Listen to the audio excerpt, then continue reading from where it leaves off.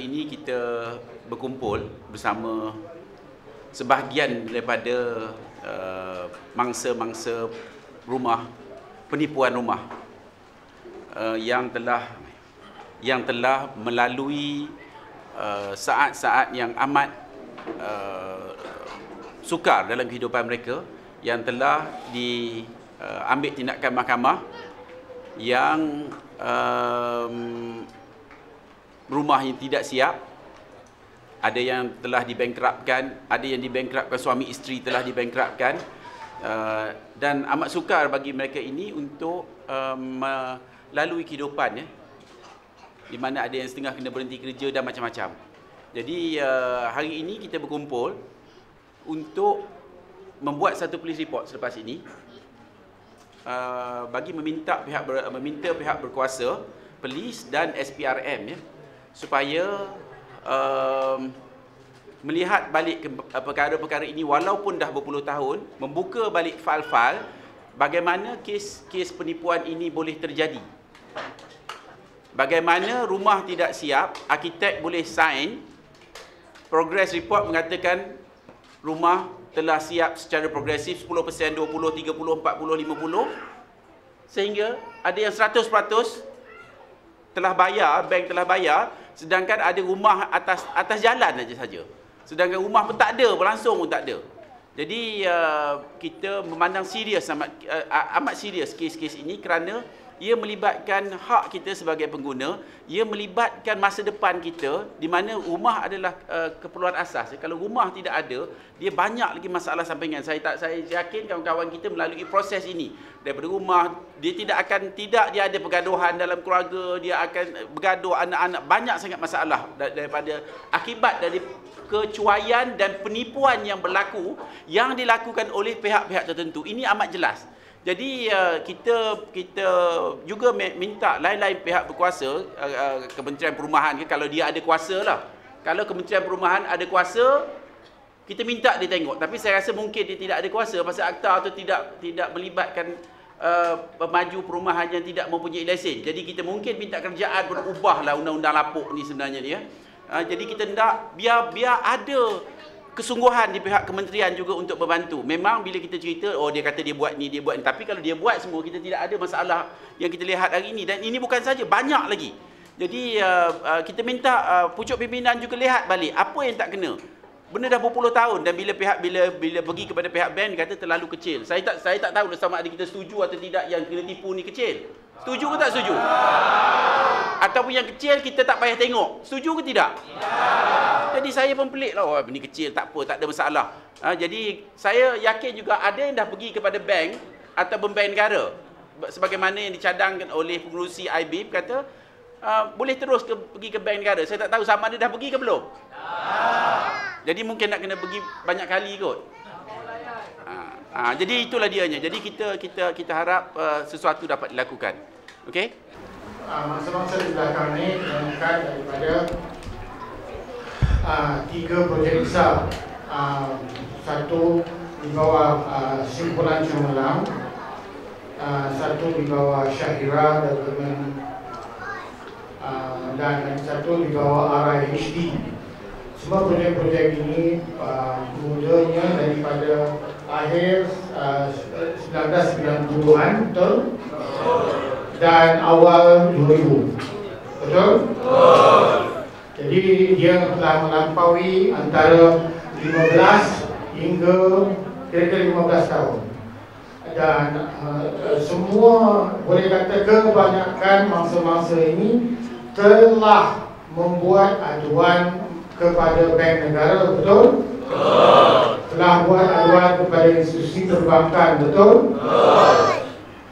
Dan mereka semua masih lagi menghadapi masalah, tetapi banyak usaha yang sekarang ini telah tercapai dengan usaha yang ada sekarang. Bankrupt dan tindakan mahkamah blacklist.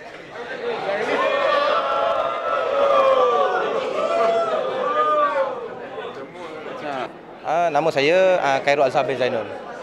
Khairul Azhar bin Zainun. Projek perumahan di Teluk Pariman Garang batu 3 batu 7 Teluk Palembang Garang, Jalan Kebun. Pada tahun 2000 awal 2004 saya telah membeli rumah dengan satu developer iaitu Ridge Development. Jadi pembayaran yang telah saya buat mengikut prosedur lah, itu selama 2 tahun. Dan selepas itu rumah tak ada, apa pun tak ada, saya pun stop pembayaran. Jadi apabila saya siasat balik cek semula, rumah tak ada, memang tidak ada apa-apa. Tapi pembayaran telah dikeluar sebanyak 79,000. Jadi apabila saya cek balik, sewaktu itu saya melantik satu peguam ketika itu. Jadi proses yang saya lantik itu tidak berjalan dengan apa nama baiklah, pertengahan jalan saja. Jadi input-input yang saya dapat masa saya melantik peguam, memang saya dapat mengetahui tanah itu berstatus pertanian dan juga apa nama tanah tadi masih master title, belum ditukar milik kepada tiap-tiap individu yang membeli rumah tersebut. Namun wang telah dikeluarkan. Jadi di situ menimbul satu keraguan mengatakan bahawa proses perumahan itu, proses menandatangani dokumen-dokumen itu adalah tidak wajarlah. Jadi ketika itu wang yang saya telah keluar waktu itu memang telah banyak, lebih kurang selama 2 tahun hampir ke RM12,000. Bank memang tetap menuntut membuat tuntutan kepada saya. Bank telah bayar kepada Maju sebanyak RM78,000. Jadi dia mengeluarkan itu, mengatakan itu harga tanah. Namun tanah tadi masih juga belum ditukar milik kepada saya. Jadi apabila saya berurusan dengan bank tetap menyuruh saya tetap membayar. Atas alasan dia, saya telah bersetuju dengan aturan-aturan dan syarat-syarat sebelum itu. Jadi sewaktu itu mana bank telah mengeluarkan wang sebanyak RM78,000. Jadi tanah tersebut belum masih ditukar milik kepada title kepada saya, dan juga tanah masih dalam status pertanian. Dan hari ini rumah pun tidak ada, apa pun tidak ada. Hanya tanah saja yang ditolak, diratakan. Jadi sekarang saya bertindak, saya telah melantik KNM untuk membantu saya dan juga rakan-rakan yang lain supaya bertindak untuk mengambil tindakan kepada pihak-pihak yang telah terlibat, terutamanya segelintir pegawai-pegawai bank yang telah cuai dan pihak-pihak lain, pejabat tanah yang terbabit lah, semua yang terbabit, termasuklah peguam-peguam yang dilantik oleh pemaju tersebut. Saya Zuraidah kan, Abdullah.